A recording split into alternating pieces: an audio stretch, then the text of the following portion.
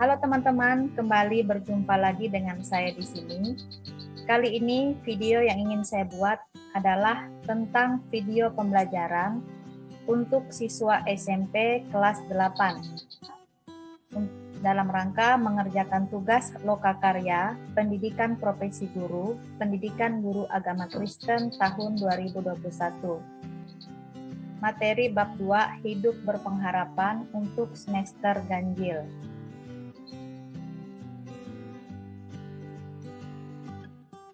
Yang pertama, untuk materi ini, kompetensi dasarnya 3.1 memahami arti sikap hidup berpengharapan, kemudian 4.2 menyajikan cara hidup berpengharapan dalam bentuk tindakan nyata.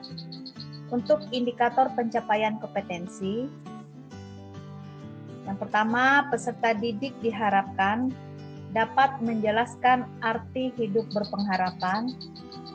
Yang kedua, menjelaskan manfaat memiliki sikap berpengharapan. Yang ketiga, menyebutkan ciri hidup orang yang memiliki pengharapan. Yang keempat, menerapkan teladan dari tokoh Alkitab yang memiliki sikap hidup berpengharapan, tidak mudah berputus asa. Yang kelima, membagikan pengalaman tentang pengharapan yang dimiliki di tengah keraguan dan keputusasaan. Kemudian yang keenam, berperan aktif mengajak orang yang ada di sekitar untuk memiliki sikap hidup berpengharapan. Tujuan pembelajaran: setelah mengikuti proses pembelajaran, peserta didik diharapkan mampu menjelaskan arti hidup berpengharapan, mampu menjelaskan manfaat memiliki sikap berpengharapan, mampu menyebutkan ciri-ciri orang yang hidup berpengharapan, mampu menerapkan teladan tokoh Alkitab memiliki sikap hidup berpengharapan, mampu membagikan pengalaman sikap berpengharapan di tengah keraguan dan keputusasaan, mampu berperan aktif mengajak orang lain di sekitarnya untuk hidup berpengharapan. Kemudian pokok bahasan, bacaan Alkitab dalam materi hidup berpengharapan, yaitu diambil dari 2 Korintus pasal 4 ayat 8, Yesaya pasal 40 ayat 1-2, Mika pasal 5 ayat 1-2, Lukas pasal 2 ayat 25-26, Lukas pasal 2 ayat 29-32, dan Ibrani pasal 6 ayat 19. Yang pertama, tentang pengertian berpengharapan. Pengertian dari berpengharapan adalah berpegang teguh pada keyakinan akan janji Allah.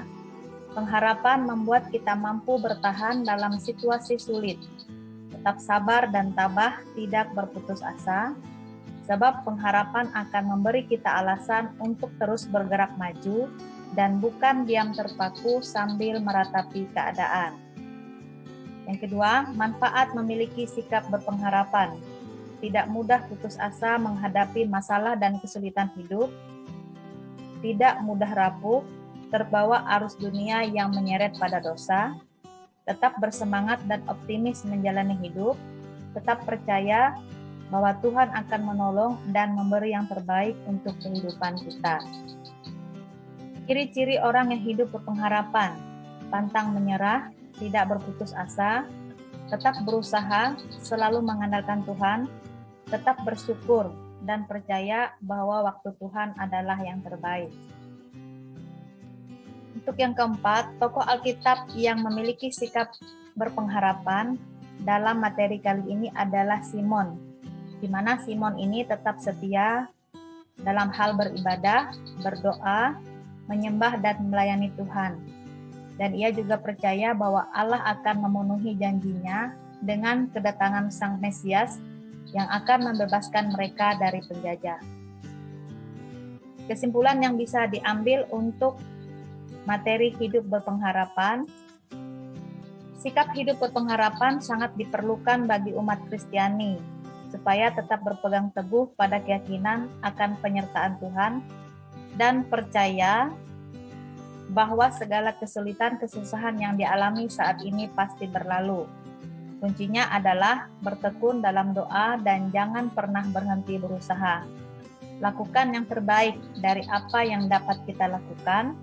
Selebihnya kita percaya, biarkan Tuhan yang mengatur hidup kita, dan percaya rencananya adalah yang terbaik. Dengan demikian kita akan terus didorong untuk tetap berusaha dan berdoa seperti yang dialami oleh Rasul Paulus. Yang terdapat dalam 2 Korintus pasal 4 ayat 8, dalam segala hal kami ditindas namun tidak terjepit, kami habis akal namun tidak berputus asa. Kemudian tugas mandiri peserta didik, petunjuk mengerjakan tugas. Sebelum mengerjakan tugas, peserta didik diharapkan untuk berdoa, mohon bimbingan kepada Tuhan. Kemudian perhatikan tugas dengan cermat, lalu mengerjakan sesuai dengan petunjuk. Kemudian lembaran kerja dikumpulkan kepada guru mata pelajaran, diberikan selama 1 minggu untuk mengerjakannya. Dan kalau terlambat mengumpulkan tugas, nilai akan dikurang 10%. Lembar kerja peserta didik, yang pertama, jenis kegiatan, jelaskan arti hidup berpengharapan, dan sebutkan sumber dari mana saudara mendapatkannya. Kemudian kegiatan yang kedua, di sini menurut pendapat para ahli, manfaat memiliki hidup pengharapan. Jelaskan manfaat hidup berpengharapan menurut para ahli dan menurutmu sendiri. Kolom di atas adalah menurut pendapat para ahli, kemudian yang kolom di bawah menurut pendapatmu sendiri. Kemudian tugas yang ketiga, mengidentifikasikan ciri-ciri berpengharapan dan tidak berpengharapan. Di sini ada beberapa gambar yang ditampilkan. Pertanyaannya, apakah kira-kira mereka sedang memiliki pengharapan atau tidak? Pada kotak berwarna hijau, berikan tanda checklist jika memiliki pengharapan dan tanda X jika tidak berpengharapan. Kemudian, sebutkan ciri-ciri orang yang hidup berpengharapan. Untuk tugas yang keempat, membuat karangan tentang pengalaman hidup. Yang pertama, latar belakang keluargamu. Berikan gambaran kehidupan keluargamu seperti apa, bagaimana hubungan antar rumah tangga, bagaimana perasaanmu dalam kehidupan rumah tangga seperti itu. Yang kedua, apakah pernah mengalami pengalaman pahit seperti kecewa, putus asa, dan sebagainya? Jelaskan kronologinya, mengapa saudara bisa sampai begitu.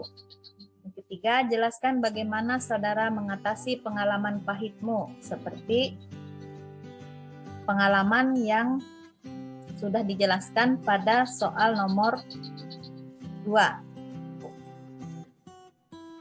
Tugas selanjutnya, tugas yang kelima, buatlah poster yang berisi semacam kampanye. Indahnya hidup berpengharapan. Dalam poster tersebut perlu menjelaskan hidup berpengharapan itu seperti apa, mengapa orang harus berpengharapan, bagaimana cara agar menjadi pribadi yang memiliki pengharapan. Kemudian cantumkan juga ayat-ayat Alkitab yang mendukung pendapatmu. Ini bisa klik link di bawah ini tentang contoh poster kampanye keluarga berbahagia. Di sini peserta didik bisa melihat 6 langkah membangun keluarga yang ideal. Pertama, menikah di usia ideal. Kemudian mengembangkan hubungan sosial. Yang ketiga, merencanakan jumlah anak. Yang keempat, atur jarak kelahiran antara 3 sampai 5 tahun. Yang kelima, berhenti melahirkan di usia 35 tahun. Keenam, rawat dan asuh anak balita dengan optimal. Demikian tugas yang bisa disampaikan untuk materi bab 2, hidup berpengharapan, untuk siswa SMP kelas 8. Atas perhatiannya diucapkan terima kasih.